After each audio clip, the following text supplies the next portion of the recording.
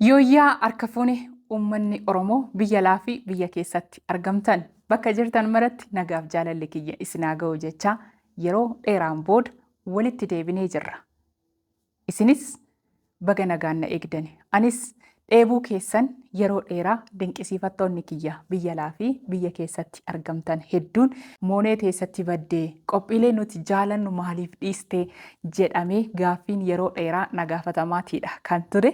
Anis egaa keessaan aarsaa hedduu kanfalee humnan qabu guuttadhee hojiilee boonsaa isin bashannansiisu, isin bohaarsu, isin gammachiisu irraa barattu dhaloonni irraa barataa jedhee aadaa fi duudhaa uummata kootii walitti qabadhee anaa mul'ii kiyya hidhatee isin biraan ga'uuf deemu.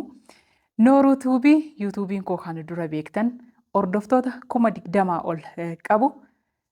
Namootaan an jaaladhu, namootaan an kabaju, namootaan safeeffadhuun akka gubatu taasifameetiidha kan jiru. Akkamitti akka gubatee fi eenyu akka gube adeemsa keessa kan dubbannu ta'a. Har'aaf aabultu ammaaf xiiqiin dammarra mi'ooftii jedhu. Kaayyoo fi galmin ani qabadhee bahe hin duune hin jira waan ta'eef anis dandeettii kiyya maraa isin kana dura beektan hundumaa fayyadamee isaan olitti qophiilee bashannansiisoo fi barsiisoo ta'an isin bira gahuudhaaf kunoo an intalli keessan qaxaleen keessan dinqisiifattaniif jaalattan dhufeetiidha kanan jiru. Maarree kunoo yuutuubii haaraa maqaa kootiin mooneet beeksisaa oofishaal jedhu baneen jiraan. Achirratti isinis karaa hundumaatiin sabiskiraayib gochuudhaan hiriyoottan keessaniif qooduudhaan yeroo gabaabaa keessatti akka na boonsitan akka na waliin jirtan abdii guutuun qaba, shakkiin qabu waan ta'eef egaa uummanni Oromoo na waliin jirtu. Yuutuubii koo sabiskiraayib naaf godha.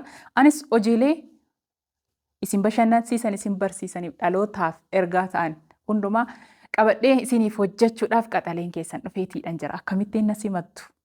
Yuutuubii koo warraa kaasaati sabiskiraayib naa godha.